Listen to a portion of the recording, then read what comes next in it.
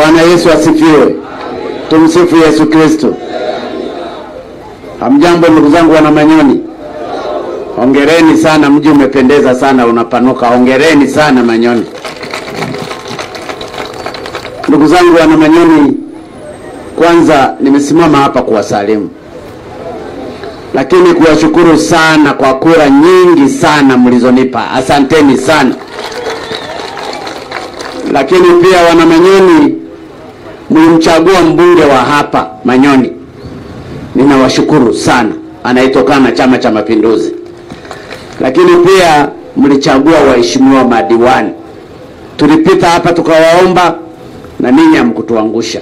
Nasema kwa dhati kabisa wana Manyoni, asanteni, asanteni, asanteni sana.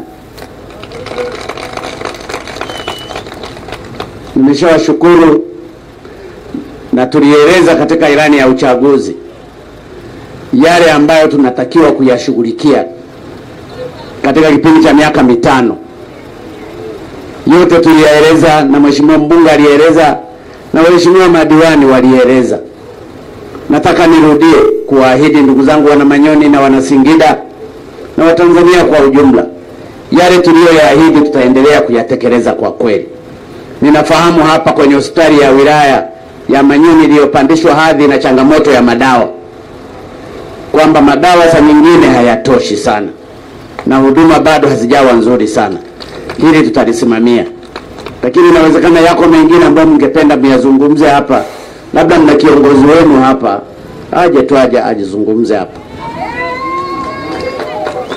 Ninaye pia naibu waziri wa kilimo ndugu Bashe, na nina naibu katibu mkuu wa wizara ya maji, naye yuko hapa, na baadhi ya viongozi wengine ninao hapa. Sasa kama kuna issue yoyote au changamoto yoyote ambayo mnatakiwa kuieleza hapa, mimi niko hapa, nimesimama kwa ajili yenu. Ni nani wewe? Mbunge? Ndio nani mkuu? Mwenyekiti wa kijiji? Halmashauri. Mwenyekiti wa halmashauri. Haya, mwenyekiti wa halmashauri. Mheshimiwa Rais na mwenyekiti wa Chama cha Mapinduzi, kwanza nashukuru kwa niaba ya wana Manyoni wote kwa wewe kusimama hapa ili kutoa shukurani na vile vile uweze kusikia kidogo katika maoni yetu na sisi. Kuhusu hospitali ya wilaya, kwa kweli kile kilikuwa ni kituo cha afya na ni ndogo sana. Lakini sikilipandishwa hadhi. Naam, kilipandishwa hadhi lakini eneo lake kuweza kutosheleza miundombinu yote nafikiri hakitaweza. Tulikuwa na mpango wa kuanza kujenga. Kina eneo gani? Na hisi na uhakika hapo kwa. Sasa kama una uhakika halafu na niambia haitoshelezi, wakati hospitali zinajengwa zingine hata za gorofa, wewe unataka iwe na heka ngapi eneo la hospitali? Pale nadhani haiwezi. Eleza basi shida mzee. Shida ni kuongeza tuweze kupata hospitali ya wilaya ambayo itatosheleza kwa ambayo na eneo tulishatenga kwa ajili ya ujenzi. Mheshimiwa Rais, ombi letu lilikuwa hilo. Haya, ndio maana wamekuchagua mwenyekiti. Sasa uianze hiyo mikakati kuishughulikia. Wewe usiwe diwani halafu baadaye umechaguliwa mwenyekiti. Makusanyo kwa mwaka budget ya mwaka huu ni kiasi gani? Ni bilioni 2.7. Na zinazoletwa na serikali ni ngapi jumla budget? Jumla budget ni bilioni 39. Sasa bilioni 39 ukakae sasa wewe kama mwenyekiti na madiwani wako na mkurugenzi wako muweze kupanga mikakati ya namna gani mnayoyataka kuyafanya kutokana na maagizo ya wananchi hawa. Asante. Zipo halmashauri ambazo zimejenga hospitali zao, na mfano upo na nini ilikuwa Kahama. Wamejenga hospitali nzuri tu ya gorofa nzuri. Wamejenga makao makuu ya halmashauri na vitu vingine. Sasa kwa sababu umekuwa mwenyekiti, una madiwani na mna budget ya serikali ya bilioni 39. Bilioni 39 ni ndogo ndugu zangu. Sasa mkae mpange. Ili fedha hizi zisiishie mfukoni na kulipana posho. Ili fedha hizi zikajenge barabara, zikafanye nini, changamoto zilizopo zikaweze kutatuliwa. Si ndio ndugu yangu mwenyekiti? Haya, mwenyekiti wewe. Issue gani nyingine? Si mwenyekiti nimemsikia, nimemueleza kuna fedha za TARURA zinaletwa humu. Hizo bilioni 39 wanataka zifanye kazi gani ambazo zimeletwa na serikali? Wanakusanya bilioni 2. Maana yake bilioni 37 zinaletwa na serikali kuu hapa. Zinalipa mishahara na mambo mengine pamoja na miradi ya maendeleo. Kuna fedha za TARURA, kuna fedha za TANROADS. Ni jukumu sasa la mwenyekiti, ndio maana nimemueleza hapa, amefanya vizuri kujitokeza. Ili mwe mnambana vizuri. Mwenyekiti amechaguliwa kuwa mwenyekiti wa halmashauri ya Manyoni. Nataka sasa ile mipango ya fedha zinazopangwa zishughulikiwe. Kuna DC hapa wa Manyoni. Haya, DC eleza hapa kuna shida gani, changamoto zipi? Asante Mheshimiwa Rais. Kikubwa sana Mheshimiwa Rais, kwa tunaomba hospitali ya wilaya, lakini kule kuna baadhi ya barabara ambazo ni shida kupitika kwa muda huu. Ni kilomita ngapi mpaka kwenye hospitali ya wilaya? Kutoka kwenye hospitali ya wilaya ni kilomita 3 Mheshimiwa. Hospitali ya wilaya iko wapi? Iko hapo katikati ya mji. Na kutoka hapa kwenda hospitali ya wilaya hakuna barabara? Kuna barabara lakini ina changamoto Mheshimiwa Rais. Fedha za TARURA ni kiasi gani mlizopangwa kwenye bajeti, mwenyekiti wa kanseli? Mheshimiwa Rais, kwa mfumo uliopo sasa hivi fedha za TARURA huwa hazionekani kwenye mimi nakuuliza, nafahamu zinaonekana. Wewe unanidanganya mimi na nilikuwa Wizara ya Ujenzi. Wewe sema ujui. Yaani mimi naweza kunidanganya Wizara ya Ujenzi? Kwa baada ya mfumo, wewe ni mwoga mtani wangu baada ya kutoka usimamizi wa barabara kwa halmashauri, fedha zinakuja zinafikia TARURA kwa maelekezo ya wizara husika. Ila wewe ndugu yangu ngoja nikusamee tu kwa sababu ni mwenyekiti. Barabara ni kilomita 3 na hospitali imeshajengwa kule, iliyokuwa ya kata ikapandishwa hadi, si ndio? Sasa mwenyekiti wenu inaonekana hajui mambo. Mara anasema tuhamishe tujenge nyingine, badala ya kusema tupanue pale tuongeze vitu vingine ambavyo vina upungufu. Barabara anasema hela za TARURA hazijagi, wakati mimi najua tuna TARURA ambayo iko chini ya TAMISEMI. Kila wilaya ina fedha za TARURA na ilianzishwa agency hiyo kwa mujibu wa sheria. Sasa kama mwenyekiti hujajua, mkurugenzi atakulalia sana. Mkurugenzi wa halmashauri yuko hapa? Mwana halmashauri mwenyekiti mkurugenzi, usijifiche, njoo hapa.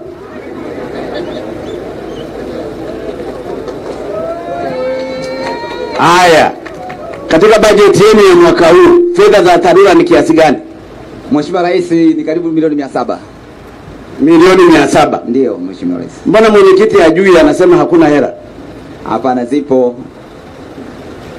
Sasa mwenyekiti, wewe unauliza hata utawasaliti waheshimiwa madiwani na utawasaliti wananchi hao.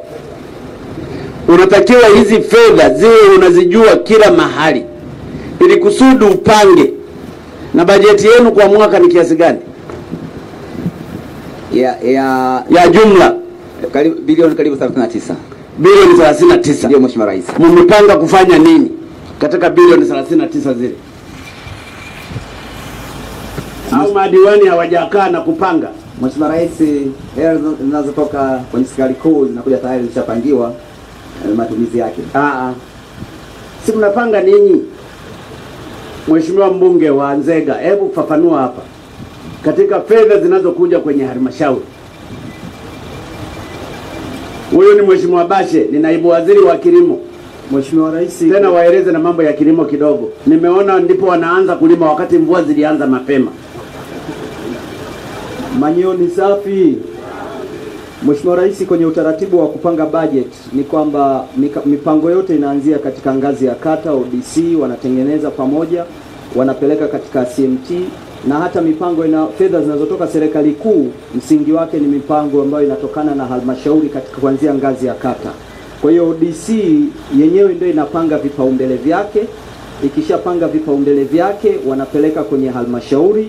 Kamati za halmashauri zinakaa kwa maana ya CMT, siku ya mwisho ina compile budget yote, na kwa kuwa wameshapewa ceiling, ile ceiling ndio ina guide mahitaji ambayo wao wameamua. Kwa hiyo fedha zote zinazotoka serikali kuu, msingi wa matumizi yake huanzia ngazi ya chini, na hiyo ndio mfumo wa D by D ulivyo. Mwenyekiti wangu, umesikia? Kwani kabla ya kuwa diwani ulikuwa unafanya kazi gani mwenye? Hebu tuulizane kwanza. Ulikuwa unafanya kazi gani mheshimiwa mwenyekiti? Mimi mkulima. Hapana, unanidanganya. Ulikuwa unafanya kazi gani kabla hujawa diwani? Na kipindi cha pili diwani. Kipindi cha kabla ya kipindi chote ulikuwa wapi? Mimi. Awamu ya kwanza nilikuwa ni librarian. Baadaye ndio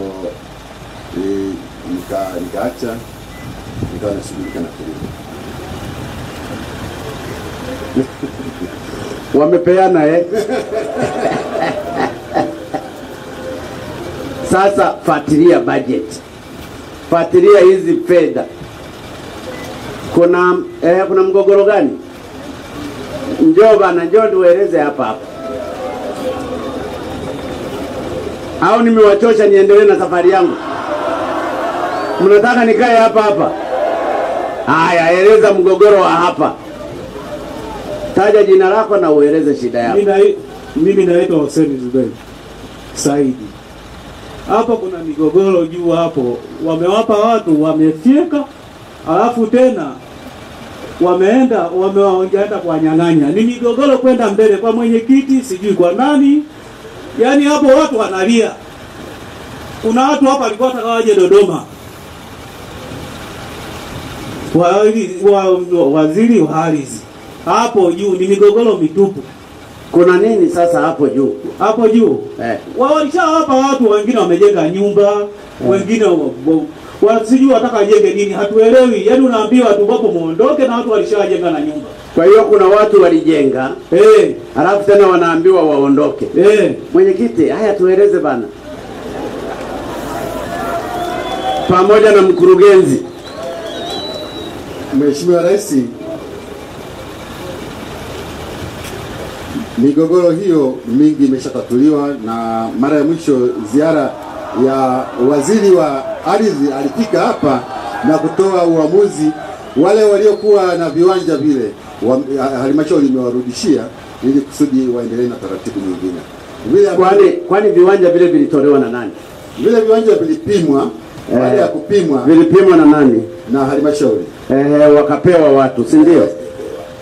Yaani vilipimwa ili kwa mania ya kuuza, ili badala yake ikabidi ni kwamba twende taratibu mzee. Vilipimwa viwanja na halmashauri. Naam. Na wapima ardhi wanaotokana na halmashauri ya wilaya. Sahihi kabisa. Ambao wako chini ya mkurugenzi wa wilaya. Wakagawiwa watu viwanja. Wakaanza kuvijenga. Halafu baadaye wakanyang'anywa, si ndio? Naomba mkurugenzi asaidie hili.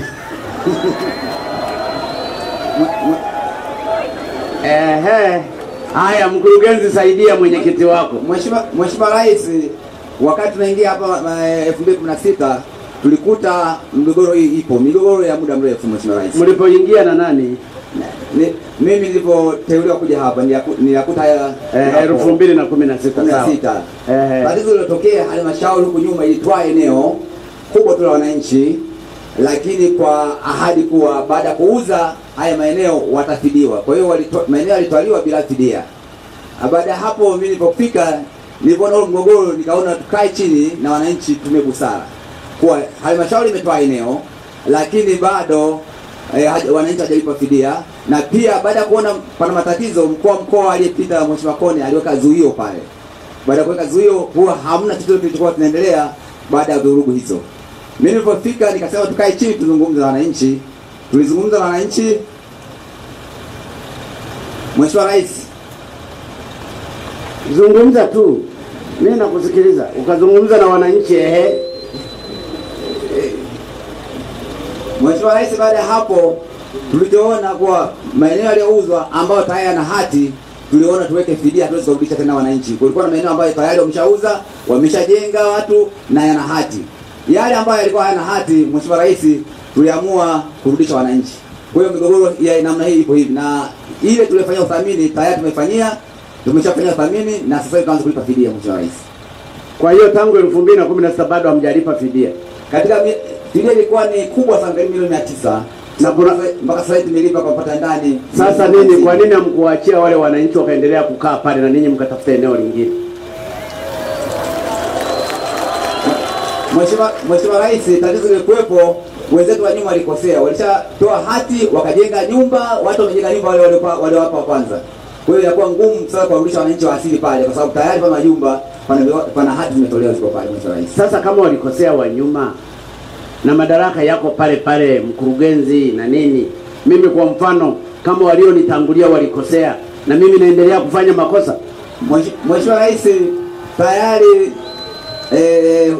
kwa wale ambao maeneo yao hayakuwa na hati, yalikuwa na ofa, nimefuta zile ofa na kurudishia wananchi, lakini yale yenye hati nilichofanya ni kufanya uthamini na kuanza kufidia, Mheshimiwa Rais.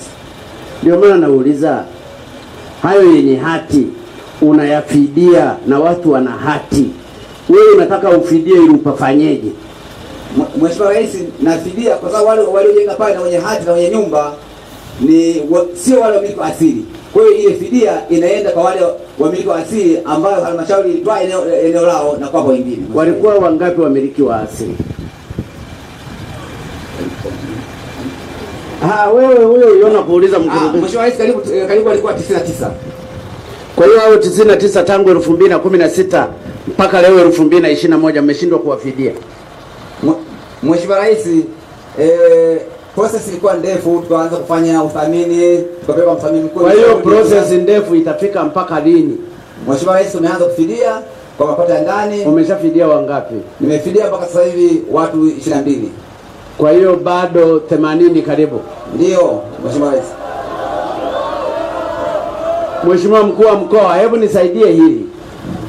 Na rasi yupo. Mheshimiwa Rais, swala hili ni hawa watendaji wa halmashauri wa sasa. Hawa watendaji wa halmashauri wa sasa wamelipokea kutoka kwa watendaji wa halmashauri wa wakati ule, ndio waliolishughulikia swala hili. Kwa hiyo swala hili litakamilika na lazima wananchi wote watafidiwa inavyotakiwa. Lakini swala hili pia lilishaenda mpaka TAMISEMI.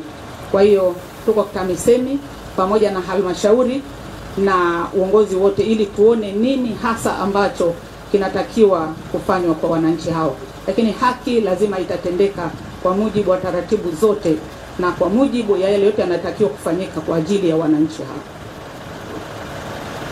Wapo wananchi walionyang'anywa eneo lao huko hapa. Mlikuwa mmejenga,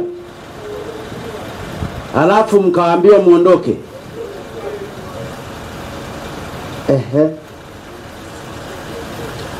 Wewe umejenga na umeambiwa uondoke,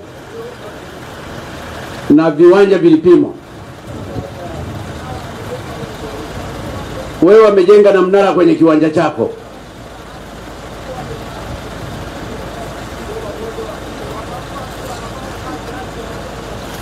Hebu njoo sogea hapa, njoo tu. Manyoni oye! Manyoni oye! Hebu zungumzeni, naona hapa kuna kero nyingi Aya. Hapa Mheshimiwa Rais, nasikitika kwa wilaya Manyoni kuto kututendea haki, hasa Wizara ya Ardhi. Wizara ya Ardhi wanakuwa na ukiritimba, kila unapokwenda kudai haki yako inakuwa ni utata wa kweli. Haki tunazo, hati tumepewa, lakini unaambia kiwanja amejenga Joni. Hii inakuja kuwa shida. Yaani Joni mimi Magufuli? Umejenga, mimi Adamu na Nyimwa nimejenga hapo kwenye mnara. Ndio. Mfanyakazi wa serikali. Jamani, tuelewane kwanza. Mimi nina kiwanja hapa. Wewe hauna, ila wajina mwenzio. Sasa kiwanja kile ni cha marehemu baba yangu. Na mama yangu alikuwa anakaa pale, ana miaka takriban 90. Kanyang'anywa kiwanja kile, kajengwa mnara. Nikaambia, kwa nini mnyang'anyi mama yangu? Kwanza wamemrubuni, wakachukua hati ya kile kiwanja, wakaambia mama, ninakubadilisha kiwanja. Hati walipochukua wakaiziwia. Kipindi cha uongozi alikuwa hapa mkoa, alikuwa Fatuma Taufiki. Mgogoro ule ulileta shida. Wakaja wamechukua kiwanja kile pale, na bado wameninyang'anya viwanja vingine 5 viko kule, nimefyeka mwenyewe polini. Mkurugenzi nimeenda zaidi ya mara 17 ofisini kwake. Kila nikienda njoo kesho, kila nikienda njoo kesho. Kesho mpaka lini? Viwanja vyangu hawataki kunipa. Na nilifyeka mwenyewe. Nataka leo hili tatizo leo litatuliwe. Kama kunisaidia Mheshimiwa Rais, leo nisaidie. Eneo langu nirudishiwe. Ndio hayo tu Mheshimiwa. Mkurugenzi amekuja mara 17. Mbona hujatatua tatizo lake? Mheshimiwa Rais, niyo mkweli huyu bwana alikuja na afisa ardhi. Yuko Afisa ardhi njoo. Ofisa ardhi njoo, umemilikishwa pale kwenye mnara. Njoo ofisa ardhi. Yuko wapi ofisa ardhi? Ofisa ardhi yuko wapi?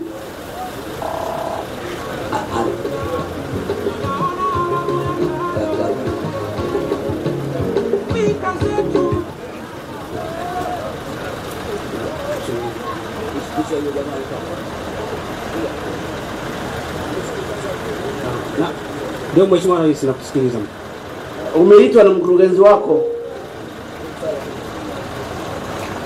Mheshimiwa Rais, kuhusu mgogoro wa huyu, ni kweli sisi tulilikuta mwaka 2018 wakati mimi nimehamishwa hapa, lakini alipokuja ofisini alisema kwamba eneo lake amepewa mtu mwingine. Lakini tulipoenda site kuangalia, ni kweli eneo lake ambalo alipewa kama mmiliki wa asili lipo kwenye mkondo wa maji, kitu ambacho kujenga haiwezekani. Lakini tukajaribu kuchunguza ule uliokuwa amepewa mwanzo. Mkondo wa maji wa kwenda wapi? Ilikuwa ni mkondo wa maji, kwa sababu maji sasa kama ametaka yeye kujenga kwenye mkondo wa maji, wewe linakuhusu nini? Sasa Mheshimiwa Rais, yeye anasema alikuwa ni simwacha ajenge kwenye mkondo wa maji. Maji anataka labda aogelee au anataka afuge samaki humo. Wewe linakuhusu nini na mlimpa kwenye mkondo wa maji? Mheshimiwa Rais alikataa kupewa ile eneo kwa sababu inaonekana yeye hana uwezo wa kujenga kwenye mkondo wa maji, huyu mmiliki wa asili. Lakini bahati nzuri tukafanya mawasiliano na mtu wa pili. Anasema amefyeka. Ni kweli. Hilo eneo ambalo amefyeka lilishamilikishwa, ambapo natakuwa tumuite mtu wa pili ambaye naye anasema. Kwa nini mnamilikisha watu 2 watatu kwenye kiwanja kimoja? Hapana Mheshimiwa Rais, ni viwanja viwili tofauti. Wewe hata una viwanja viwili tofauti vinavyozunguka.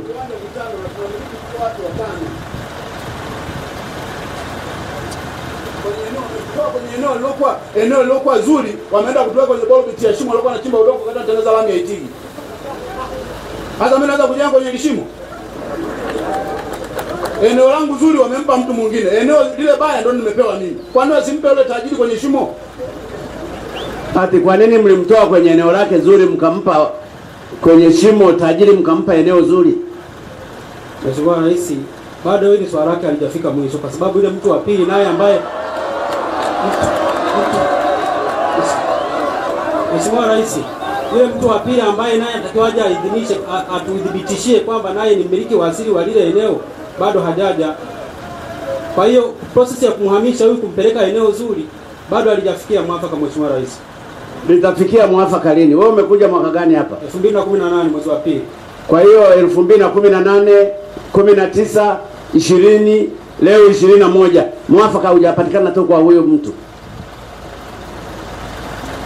Kwa hiyo Mheshimiwa Rais, tunataka tutende haki baina ya wote wawili. Manyoni oye. Nimeona hapa kuna tatizo kubwa. Sasa kwa vile uongozi wa mkoa upo, uongozi wa wilaya upo, ameshazungumza mwenyekiti wako, mimi siko kwenye mkutano wa hadhara wa madiwani. Ulitakiwa uwahi mapema nilipokuwa nikiita hapa. Sasa kwa sababu ulikuwa unakunywa chai na mke wako, mwenyekiti wako amekuwakilisha. Nafikiri hapa kuna tatizo kubwa katika masuala ya ardhi. Na kwa sababu kuna matatizo makubwa yanatakiwa yatatuliwe vizuri. Mheshimiwa mkuu wa mkoa huko hapa, mkuu wa wilaya upo, mkurugenzi, nataka swala la ardhi lipate ufumbuzi. Wale wananchi ambao walikuwa kwenye maeneo yao, kwa mujibu wa sheria ya ardhi namba 4 ya mwaka 99 na kwa mujibu wa sheria ya vijiji namba 5 ya mwaka 99 na kwa mujibu wa sheria ya mipango miji na matumizi bora ya ardhi ya mwaka 2007 na kwa mujibu wa sheria hiyo hiyo namba 4 na namba 5 ya mwaka 99 kifungu namba 3G kinazungumzia juu ya umuhimu wa kulipa fidia unapochukua ardhi ya mtu. Mlichukua ardhi za watu, hamkulipa fidia. Wafanyakazi waliokuwa wanafanya hiyo kitu ni wa Wizara ya Ardhi kupitia halmashauri ya Manyoni. Lakini la pili, mkatoa vibali vya viwanja, watu mkawapa ofa kwa sababu mlipima. Zile ofa zinalipiwa na inawezekana wanaendelea kulipa kila mwaka kwa ajili ya maeneo hayo. Wale wote mliowapa ofa waendelee kuendeleza maeneo yao hayo waliokuwa wamepewa, wala msiwafukuze. Wale wanaodai fidia mtafute kutoka kwenye sosi zenu zingine, muwalipe fidia. Hamuwezi mgogoro ukatengenezwa kwa watu kutokulipwa fidia kwa mujibu wa sheria namba 4 na namba 5 ya mwaka 99 kifungu namba 3G. Halafu mkaja mkatengeneza mgogoro mwingine wa pili kwa watu waliopewa ofa na mmewapa ofa ninyi wenyewe, na wengine wakajenga na wanaendelea kulipia viwanja vyao. Kosa liwe limefanywa na babu zenu, nyanya zenu, kosa ni hilo hilo, ni kama dhambi ya asili. Kwa hiyo ninyi mkatatue migogoro yote miwili. Wale waliokuwa na maeneo ya asili yao ambao mliwanyang'anya, hakikisheni mnawalipa fidia. Tena ndani ya miezi 6 muwe mmeshamaliza kuwalipa fidia. Wale waliokuwa na viwanja ambavyo mliwapa ninyi kwa kusaini ninyi na kutoa ofa ninyi, muache waendeleze maeneo yao, wala msije mkatoa double allocation. Hilo ndio mnatakiwa kusimamia, na hiyo ndio iwe misingi ya sheria, na hiyo ndio iwe misingi ya utawala bora. Swala la ardhi saa nyingine lina changamoto kubwa mnaposhindwa kulisimamia ninyi watendaji. Lakini za nyingine kuna rushwa. Unakuta mtu kwa sababu anahitaji mahali fulani, aliyepewa mara ya kwanza ananyang'anywa, anapelekwa mtu mwenye pesa. Msifanye hivyo. Na nataka Mheshimiwa RC, LAS, DC, mkurugenzi na wewe mwenyekiti pamoja na kamati yako ya madiwani mlisimamie hili kwa ajili ya kutenda haki kwa wananchi wote. Na ninakuona mwenyekiti huna information nyingi. Watakudanganya hawa watendaji. Unatakiwa uwe na information za kutosha pamoja na madiwani wako. Sihitaji madiwani wakuwa wasindikizaji kwenye full council. Sihitaji madiwani wanaodanganywa na watendaji. Mkurugenzi anapokuwa mkurugenzi halafu akawa na madiwani ambao ni ma yes man, inakuwa ni tatizo sana maendeleo katika wilaya hiyo. Ninawaomba madiwani mliochaguliwa, na najua wengi ni wa CCM, mkasimamie sera ya Chama cha Mapinduzi. Mkaangalie kila pesa inatumika wapi ili iweze kuleta impact kwa wananchi hawa. Wananchi wa Manyoni ninaona wanabadilika. Majengo mazuri yanajengwa, panapendeza. Watu wanajishughulisha. Sasa wanahitaji kupata support kutoka kwenye uongozi wa wilaya ndani ya serikali na uongozi wa halmashauri.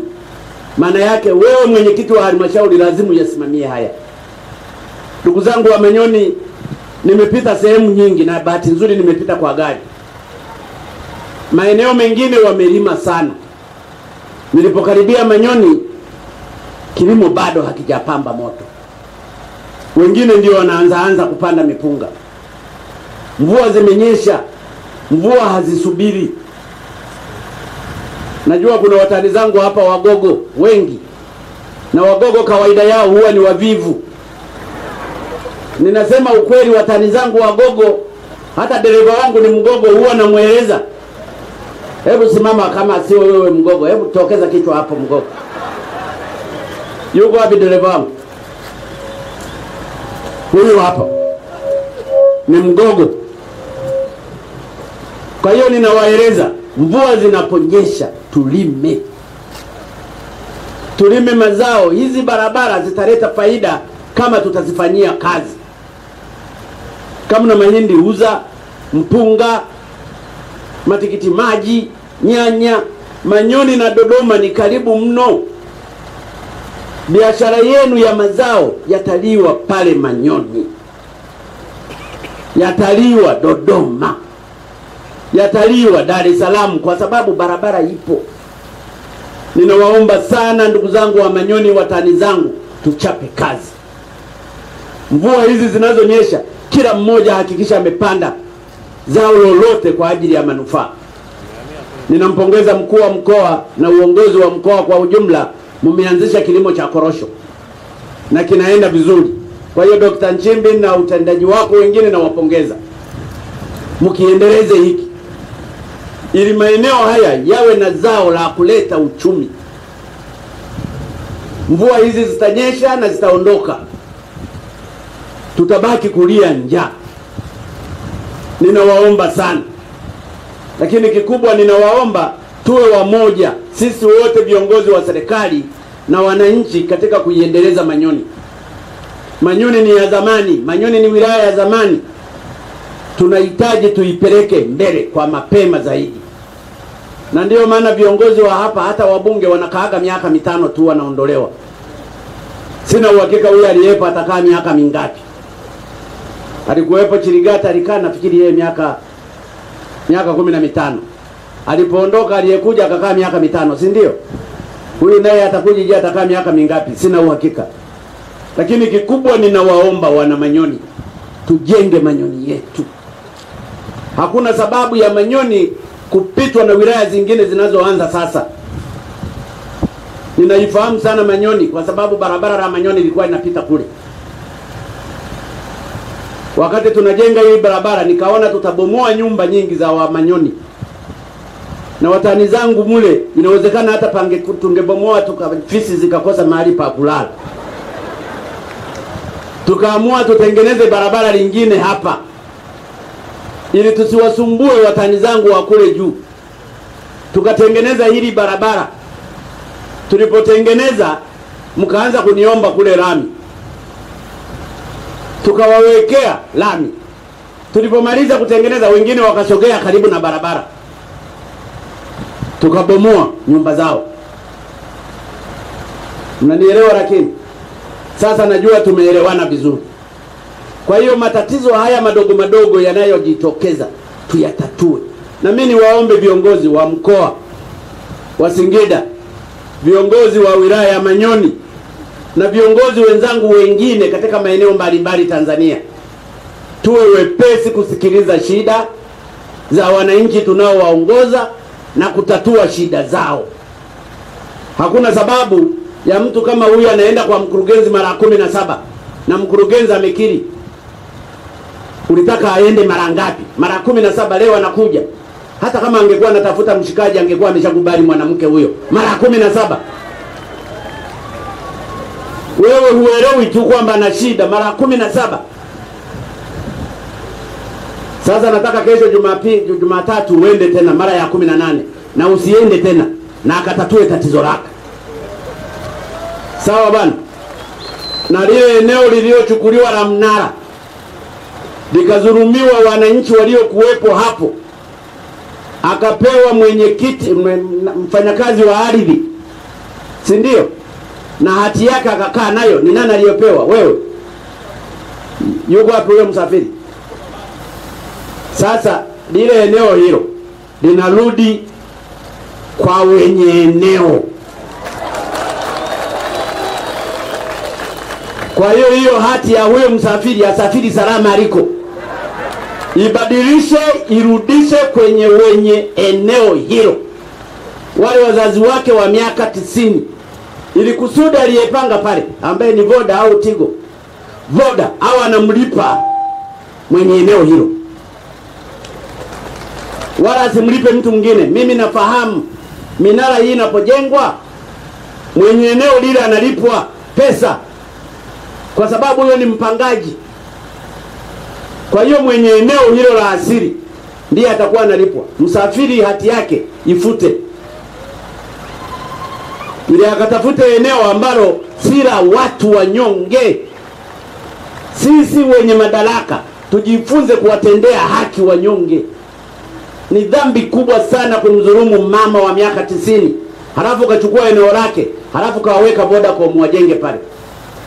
Nataka siku ya pili nitakapopita hapa nikute hiyo hati imeshabadilishwa. Umenielewa mkurugenzi? Umenielewa wewe wa ardhi? Wewe ni wa wilaya, si ndio? Anza kufanya process ya kufuta hiyo hati, halafu arudishiwe yule mama. Anaitwa nani mama yako, kusudi na wewe usimdhulumu? Elizabeth Msalali. Ana umri gani? Ana miaka 90.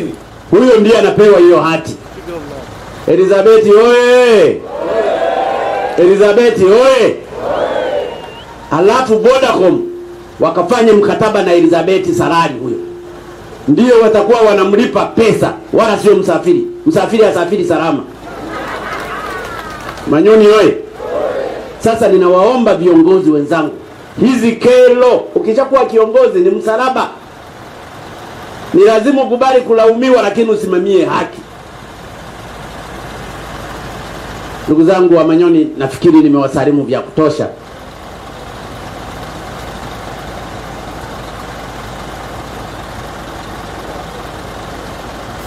Ndugu zangu wa Manyoni, nafikiri nimewasalimu vya kutosha.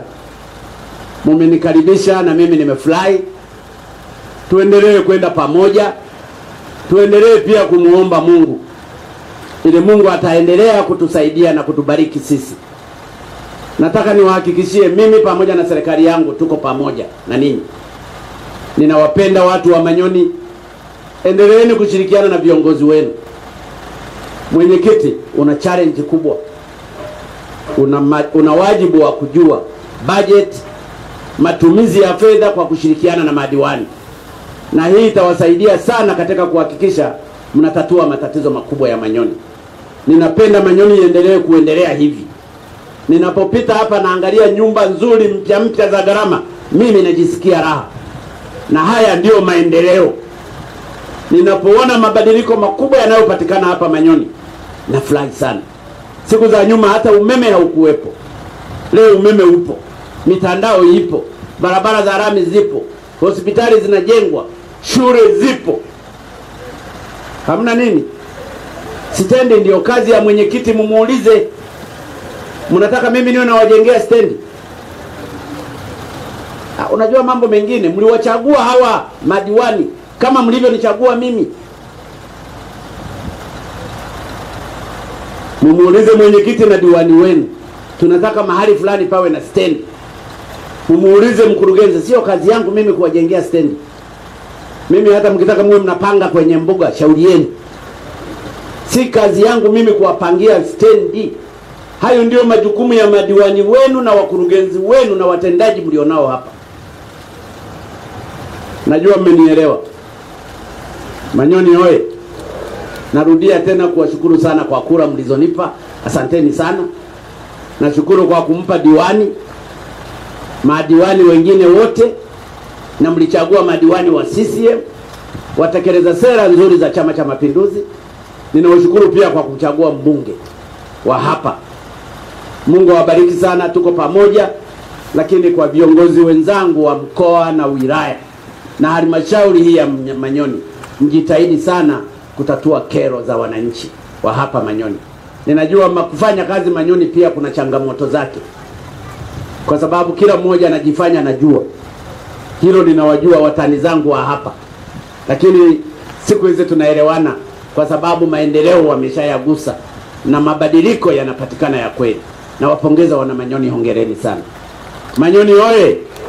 Ndugu zangu, asanteni na washukuru sana. Mungu awabariki sana. Mungu aibariki Manyoni, abariki maendeleo ya Manyoni, abariki Watanzania wote. Asanteni sana.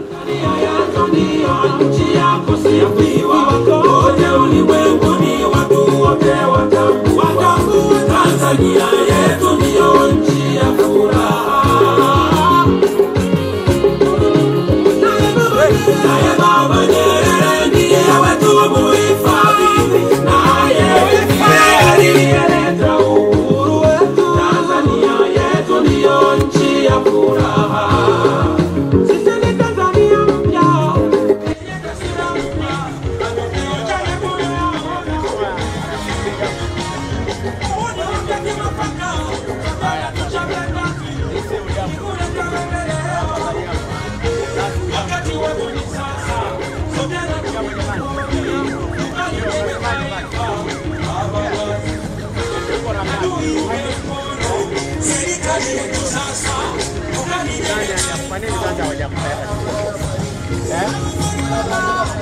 Sasa mkono huu unafanya kazi ya kwa nini?